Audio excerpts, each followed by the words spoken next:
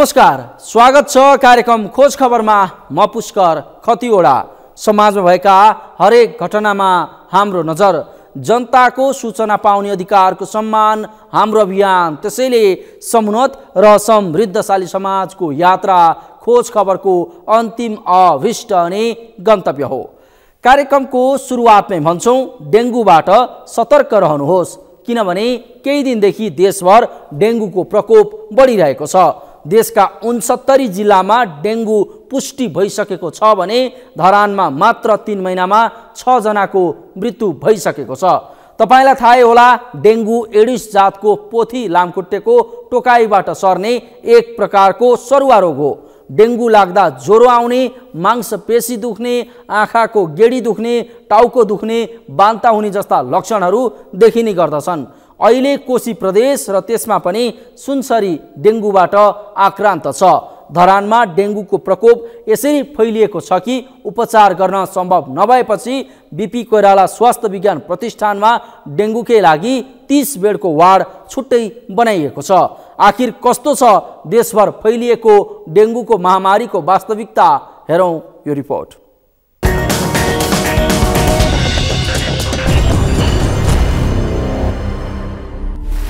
69 जिल्लामा 4279 जनामा डेङ्गु पुष्टि।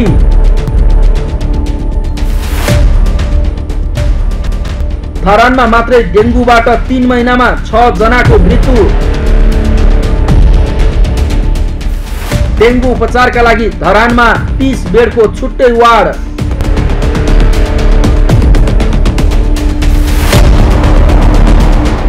अहिले देशभर डेङ्गुको प्रकोप बढिरहेको छ। देशभरका प्राय सबै जिल्लामा डेङ्गुका संक्रमित बढिरहेका छन्। अहिले 69 जिल्लामा फैलिसकेको डेङ्गुबाट देशभर 4289 जनामा डेङ्गु पुष्टि भएको छ। धरानमा मात्रै डेङ्गु संक्रमणबाट 6 जनाको मृत्यु भएको छ।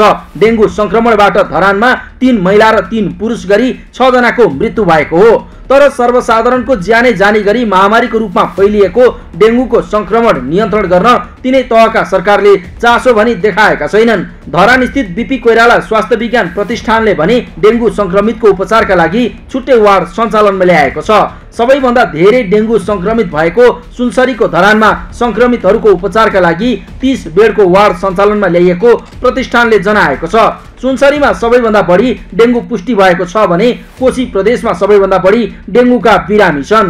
कुन प्रदेशमा कति संक्रमित?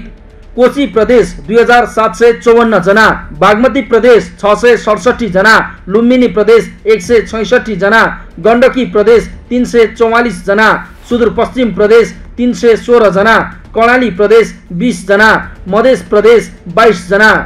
यी संक्रमित मध्ये 88% डेङ्गु संक्रमित। 10 जिल्लामा 3671 जनामा डेङ्गु पुष्टि भएको छ, जसमा सुनसरीका 2542 जना, धादिङका 401 जना, दार्चुलाका 190 जना, कास्कीका 205 जना, सङ्खुवासभाका 64 जना, काठमाडौँका 80 जना, कञ्चनपुरका 52 जना, रूपन्देहीका 45 जना, म्याग्दीका 54 जना र मोरङका 38 जनामा डेङ्गु पुष्टि भएको हो। वर्षासँगै डेङ्गुको महामारी बढिरहेको छ।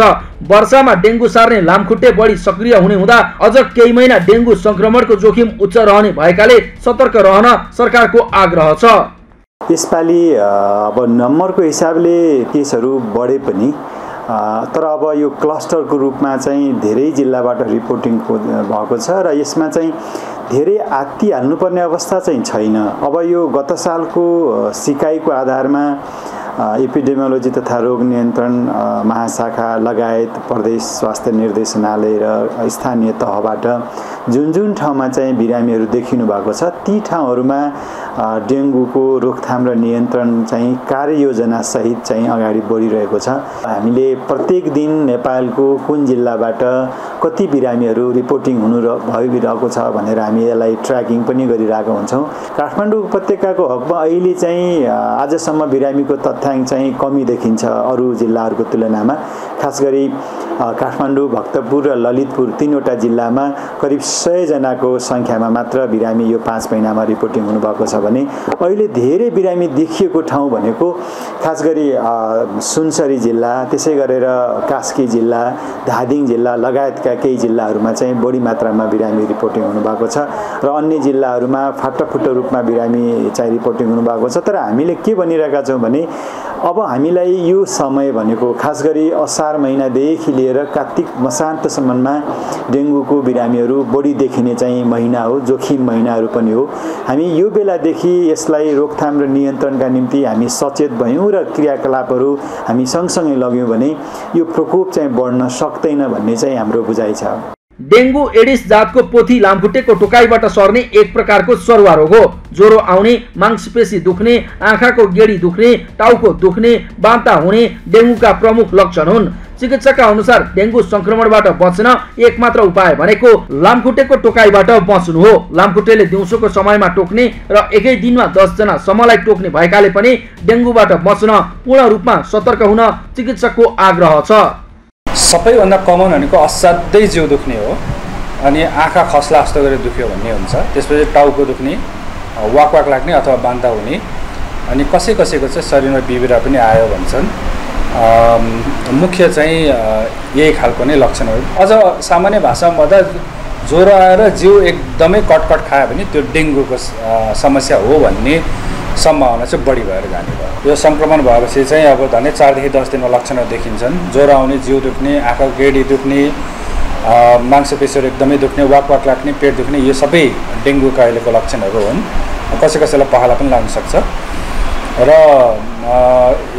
यसमा चाहिँ विशेषतः हामीले चाहिँ अब डेङ्गु हेमोरेजिक फिभर हुन्छ, त्यो रक्तस्राव हुने सम्भावनालाई हामीले बढी मध्यनजर गरेर हेर्नुपर्ने हुन्छ र त्यसको लागि चाहिँ हामीले बेला बेलामा चाहिँ रगतको जाँचहरू गर्नलाई चाहिँ सुझाव दिने गर्दछौँ।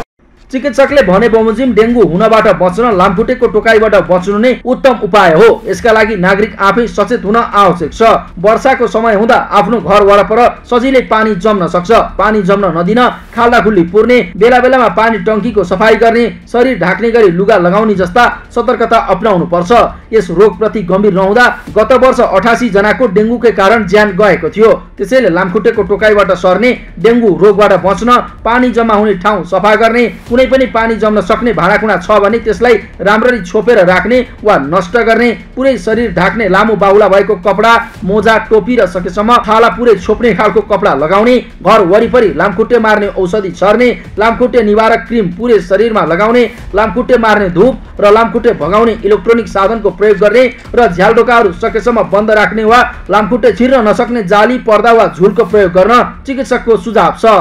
लामखुट्टेले चाहिँ जहाँ पानीहरू जम्मा भएको हुन्छ त्यो ठाउँमा चाहिँ यसले आफ्नो यो वृद्धि विकासहरू गर्छ। लार्भाहरू त्यहीबाट विकास भएर यसले बक्सको रूप लिन्छ र हाम्रो घरघरमा पुगेर यो डेङ्गु चाहिँ फैलाउने गर्दछ। यसको लागि चाहिँ हामी सबैजना चनाखो हुनुपर्छ। खास गरी चाहिँ सरकारले चाहिँ यसको यो अग्रणी भूमिका खेल्नुपर्ने हुन्छ भने स्थानीयहरूले पनि यसमा ठुलो एउटा भूमिका आवश्यक पर्छ जस्तो लाग्दछ मलाई। र हाम्रो घर वरिपरि अब खास गरी चाहिँ यो जुन गाडीको जुन टायरहरू छ पुराना त्यस्तोहरू जथाभावी यत्रतत्र फालेको छन्, त्यसलाई यो व्यवस्थापन गर्ने, फालेका ड्रमहरू छ त्यहाँ पानी जम्यो भने त्यसमा पनि लामखुट्टे वृद्धि विकास हुनसक्छ, खाल्डाखुल्टीहरू हुनसक्छ। र त्यति मात्र होइन, घरभित्रै पनि यदि पानीहरू लामो समयसम्म जम्मा भएछ भने त्यहाँबाट पनि लामखुट्टेहरू वृद्धि विकास हुनसक्छ। पानी जम्ने वातावरण चाहिँ सिर्जना गर्नु भएन, त्यसबाट चाहिँ यो लामखुट्टे फेरि पनि वृद्धि विकास हुने एउटा राम्रो सम्भावना त्यसबाट रहन्छ र हामीलाई त्यसले टोक्यो भने सङ्क्रमण गर्ने हो। यसको अलिकति चुनौती भनेको चाहिँ यसले दिनमा बढी सक्रिय हुन्छ र टोक्ने गर्छ र सङ्क्रमण फैलाउन मद्दत गर्छ। जहाँ पानीमा यदि तपाईँहरूले लार्भाहरू देखेको छ लामखुट्टेको भने तुरुन्त त्यसलाई चाहिँ नष्ट गर्नु पर्यो। यदि के गरे हामी त्यसलाई वास्ता गरेन र त्यो यदि ठुलो भएर लामखुट्टेको स्वरूप बक्समा नै परिणत भयो भने त्यसपछि त्यसलाई नियन्त्रण गर्न चाहिँ एकदमै कठिन हुन्छ भन्ने कुरा सन् 2022 को जुन एउटा अनुभव हामी सँगालेको छौँ त्यसले नै देखाउँदछ। त्यो खालको चाहिँ गल्ती नगरौँ भन्ने चाहिँ मेरो एउटा अनुरोध पनि छ। मनसुन सुरु भएपछि डेङ्गु संक्रमणको जोखिम बढ्दै गएको छ। लामखुट्टेको वृद्धि विकासका लागि यो समय अनुकूल भएकाले मनसुनमा डेङ्गुको संक्रमण जोखिम बढी हुने चिकित्सकहरू बताउँछन्। मनसुनमा डेङ्गु संक्रमणको जोखिम बढ्दै जाँदा देशका विभिन्न जिल्लामा डेङ्गु संक्रमण देखिएकाले स्वास्थ्य मापदण्ड अनिवार्य रूपमा पालना गर्नुका साथै आवश्यक सतर्कता अपनाउन सरकारको आग्रह छ। अब बिस्तारै फेरि पानी पनि परेको छ, मनसुन सुरु हुँदैछ। अब हामी बढी निगरानी गर्नुपर्ने बेला भएको छ, हामी बढी सावधानी अपनाउनु पर्ने बेला भएको छ। नम्बरको कुरा गर्दा अहिलेसम्म यो माघ महिनादेखि अहिलेसम्म चाहिँ झन्डै 700 भन्दा बढी अथवा 750 को सेरोफेरोमा चाहिँ हामीसँग केसहरू रिपोर्टिङ भएको छ। देशको 47 वटा जिल्लाबाट बिरामीहरूको रिपोर्टिङ भएको छ र यस अर्थमा चाहिँ यो बीचको समय केही डेङ्गुको हिसाबले केही कम जोखिमयुक्त नै थियो, तर अब हामी बिस्तारै जोखिम समयमा जोखिम मौसममा चाहिँ प्रवेश गर्दैछौँ। त्यो हिसाबले अझ बढी चाहिँ हाम्रो सावधानी, हाम्रो निगरानी अथवा हाम्रो चाहिँ सचेत तथा अपनाउनु पर्ने चाहिँ देखिन्छ। जहाँसम्म हामी त्यो लामखुट्टेलाई रोकथाम गर्न सक्दैनौँ, लामखुट्टेलाई नियन्त्रण गर्न सक्दैनौँ, त्यहाँसम्म डेङ्गु रोग चाहिँ नियन्त्रण हुँदैन। त्यसैले डेङ्गु रोग नियन्त्रणका लागि लामखुट्टे नियन्त्रण पहिलो प्राथमिकता हो, अथवा बिरामीले लामखुट्टेको टोकाइबाट बच्न सक्नु नै पहिलो उपाय हो। त्यसका लागि लामखुट्टेको वृद्धि विकास हुने ठाउँहरूलाई व्यवस्थापन गरेर लामखुट्टेको सङ्ख्यालाई नियन्त्रण गर्नु हैन। दोस्रो भनेको लामखुट्टेको टोक्नबाट बच्ने उपायहरू, जस्तो शरीरका पुरै के भन्छ शरीर ढाक्ने कपडाहरू लगाउने, अथवा घरमा सुत्दाखेरि अथवा दिउँसै सुत्नु पर्यो भने पनि झुलको प्रयोग गर्ने, आफ्नो घर वरिपरि चाहिँ त्यत्तिकै पानी जमेको ठाउँहरू छ भने त्यसलाई पुर्ने अथवा व्यवस्थापन गर्ने। त्यो हिसाबले त्यस्ता ठाउँहरूमा हामी बढी सचेत भयौँ भने, त्यसलाई व्यवस्थापन गर्न सक्यौँ भने लामखुट्टे नियन्त्रण गर्न सक्छौँ र लामखुट्टे नियन्त्रण गर्यो भने यसले टोक्ने सम्भावना पनि कम हुन्छ। यस अर्थमा चाहिँ हामी त्यसमा चाहिँ सावधानी अपनाउनु पर्ने देखिन्छ। ज्वरो आउने, टाउको दुख्ने, आँखाको भित्री अर्थात् पछाडिको भाग दुख्ने, बान्ता आउने, रिङटा लाग्ने, जिउ दुख्ने, गलेको महसुस हुने, 4 देखि 7 दिनमा शरीरमा दादुरा जस्तै देखिने बिबिरा आउने, यस्ता कुनै लक्षणहरू देखिएमा डेङ्गु भएको हुन सक्छ। तसर्थ यस्ता लक्षण देखिएमा नजिकको स्वास्थ्य चौकी तथा अस्पतालमा छिटोभन्दा छिटो परीक्षण गराउनु पर्छ। डेङ्गुबाट बच्ने एक मात्रै उपाय भनेको लामखुट्टेको टोकाइबाट बच्नु हो। खोज खबरका लागि क्यामेरामा सुनिल कोली र लिम्बहादुर खत्रीका साथमा मेनुका लम्साल र यमुना सापकोटाको रिपोर्ट।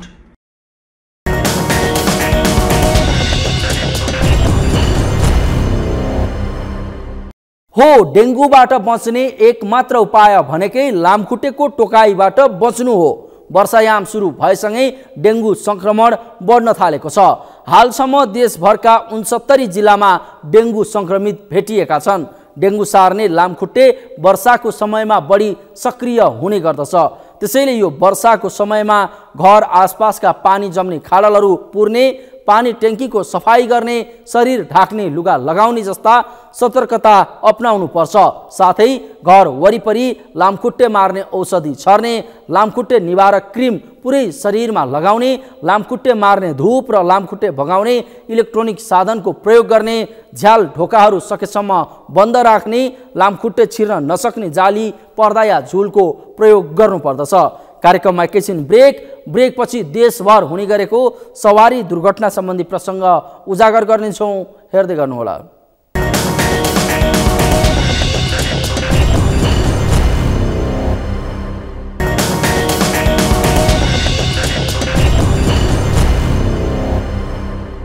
ब्रेकपछि स्वागत छ कार्यक्रम खोज खबर।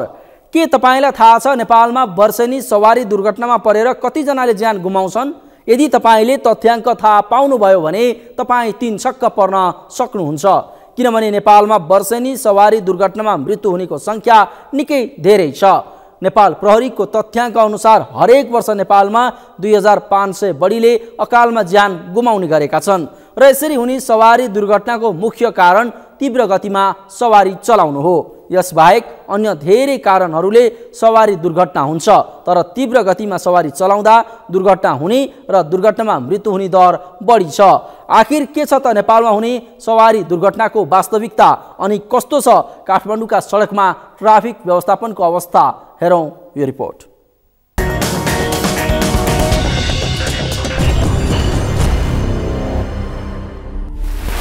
देशभर सवारी दुर्घटना र मृत्यु हुनेको ग्राफ बढ्दो।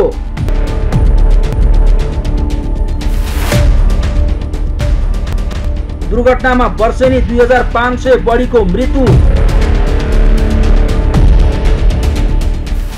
काठमाडौँमा ट्राफिक जामको समस्या अझै उस्तै।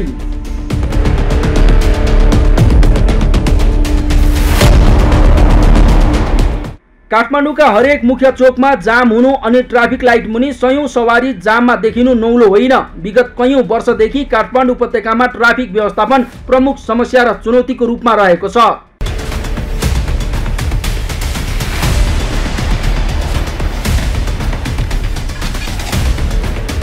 बढ्दो सवारी साधन र मानिसको चापले काठमाडौँका सडक सधैँ व्यस्त हुन्छ। देशको राजधानी भएकाले पनि काठमाडौँका सडकमा दैनिक करिब 18 लाख सवारी साधन गुड्छन्। साँगुरा सडक, त्यसमाथि सवारीको चाप बढ्दा यसले हुने गरेको सवारी जामले दैनिक उपत्यकावासी शास्ति भोग्न बाध्य छन्। यसले आम मानिसको दैनिकी असहज हुने गरेको छ।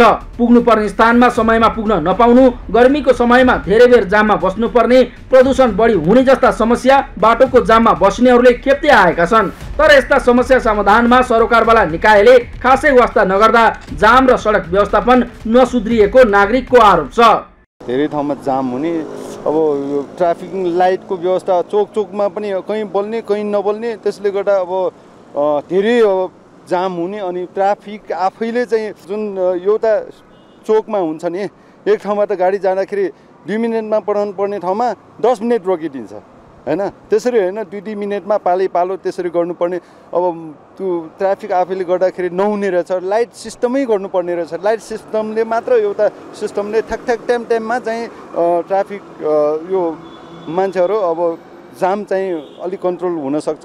र अब यहाँ चाहिँ हरेक ठाउँमा अब बाटो अब काट्नलाई पनि अलि समस्या छ, किनभने अब यो बाटोमा अब यो आकाशे पुलहरू अब त्यति छैन, बीच बाटोबाटै काट्नुपर्छ। त्यसले गर्दा अब दुर्घटना हुन सक्ने सम्भावना पनि यहाँ छ। समस्या धेरै छन् काठमाडौँमा अहिले। तपाईँको जाम अब 15-20 मिनट लाग्ने ठाउँमा अब घन्टौँ समय जाममै बिताउनु परेको छ। अब यस्तै धेरै छन् अब समस्याहरू। अब यसमा चाहिँ ट्राफिक व्यवस्थापनमा अलिकति काठमाडौँ या सरकारले सुधार्नुपर्ने जरुरी देखिन्छ। सडक पूर्वाधारको कमी, भएका पूर्वाधारको मर्मत अभाव, जनसङ्ख्या वृद्धि, साँगुरा सडक, बढ्दो सवारी साधन, वैज्ञानिक उपकरणको कमी, विशिष्टीकृत जनशक्ति अभाव लगायतका कारणले उपत्यकामा ट्राफिक व्यवस्थापन हुन नसकेको हो।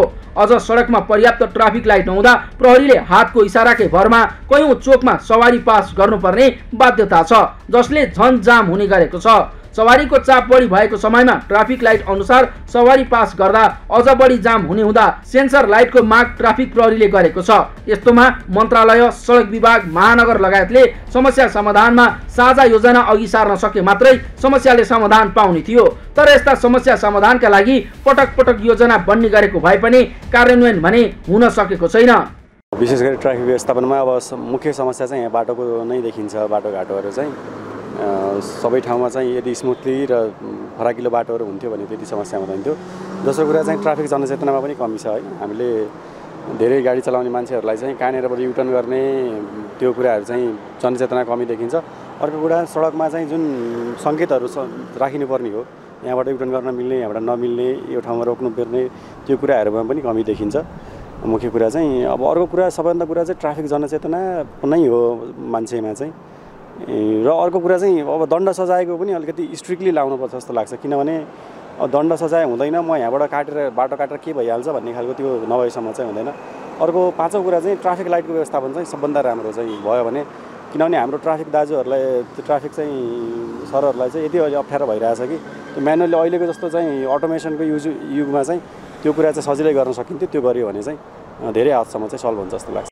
त्यसो त काठमाडौँ महानगरपालिकाले सवारी जाम न्यूनीकरण गर्न पार्किङ व्यवस्थापन अनाधिकृत संरचना हटाउने ट्राफिक लाइट मर्मत लगायतका धेरै काममा पहल गरिरहेको छ तर सरकारी निकायहरू बीचकै समन्वय अभावले यसले सफलता पाउन सकेको छैन।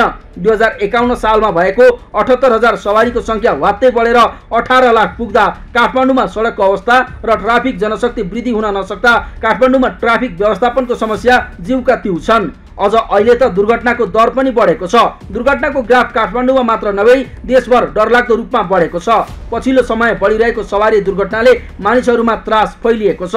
हवाईदेखि सडकको यात्रा दुवै असुरक्षित हुँदा गन्तव्यसम्म पुग्न पाइनेमा मानिसहरू सशंकित हुन थालेका छन्। सवारी दुर्घटना र दुर्घटनामा मृत्यु हुनेको ग्राफ हेर्दा जो कोही झस्किने अवस्था छ।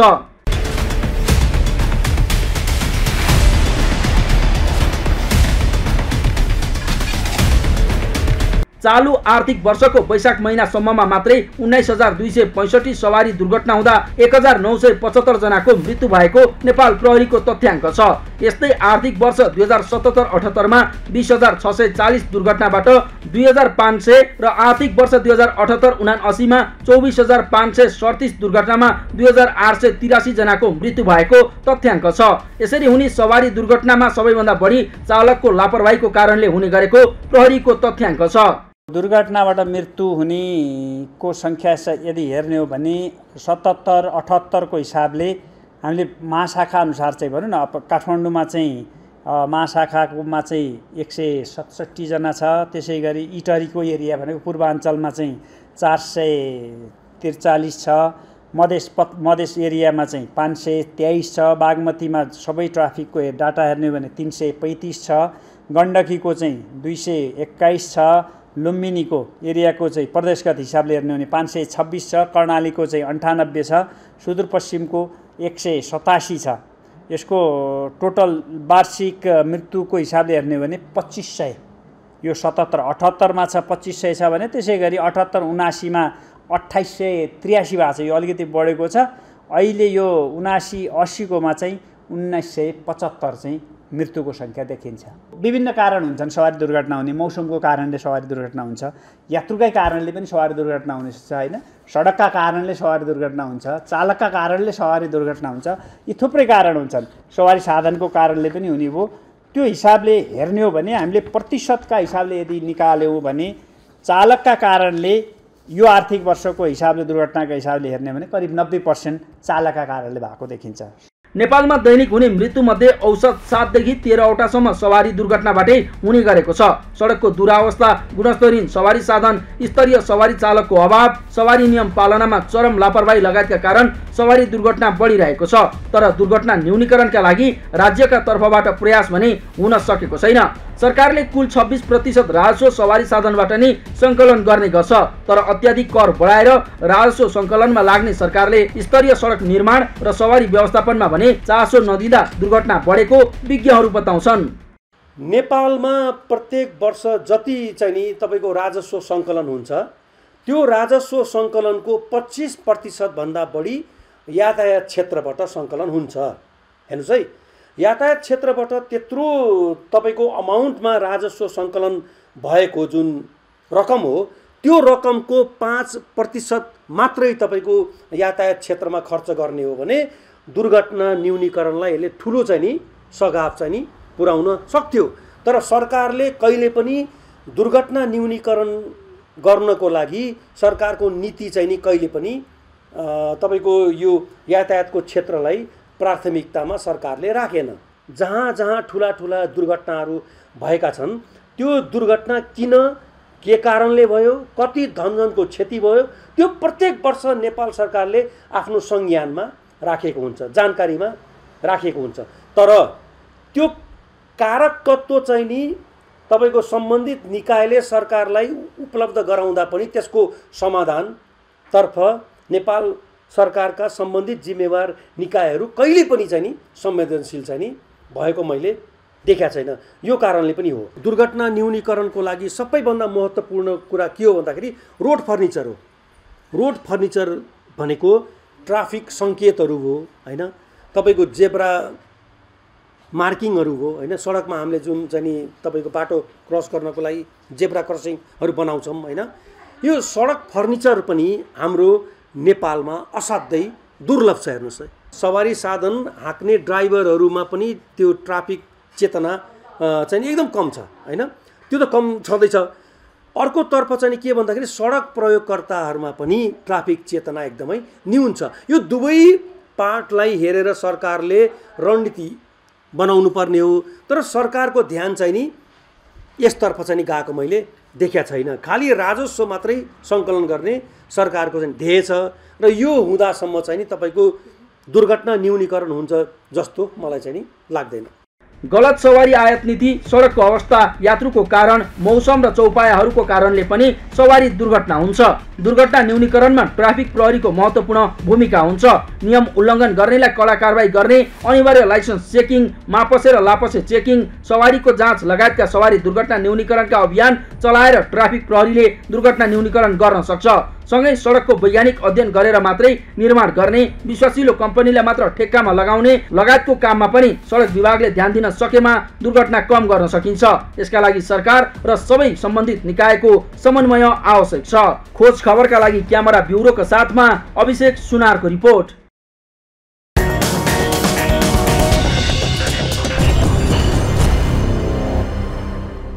हो, पछिल्लो समय बढिरहेको सवारी दुर्घटनाले मानिसहरूमा त्रास फैलाएको छ। हवाईदेखि सडकको यात्रा दुवै असुरक्षित हुँदा गन्तव्यसम्म पुग्न पाइनेमा मानिसहरू सशङ्कित हुन थालेका छन्। सवारी दुर्घटना र दुर्घटनामा मृत्यु हुनेको ग्राफ हेर्दा जो कोही झस्किने अवस्था छ। यता सडक पूर्वाधारको कमी भएका पूर्वाधारको मर्मत अभाव, जनसङ्ख्या वृद्धि, साँघुरा सडक, बढ्दो सवारी साधन, वैज्ञानिक उपकरणको कमी, विशिष्टीकृत जनशक्तिको अभाव लगायतका कारणले काठमाडौँ उपत्यकामा ट्राफिक व्यवस्थापन हुन सकिरहेको छैन। त्यसैले यसतर्फ सरकारको चासो जान आवश्यक छ। हवस् त, आजलाई कार्यक्रम खोज खबर यति नै। कार्यक्रम खोज खबरका विषयमा कुनै प्रतिक्रिया छन् भने हामीलाई khojkhabar@sagarmatha.tv मा इमेल गर्न सक्नुहुन्छ अथवा फोन नम्बर 01576074 मा फोन पनि गर्न सक्नुहुन्छ। लुकेका र लुकाइएका खबर निरन्तर जारी छ। नेपालको पहिलो न्युज च्यानल सगरमाथा टेलिभिजन हेर्दै गर्नुहोला। नमस्कार।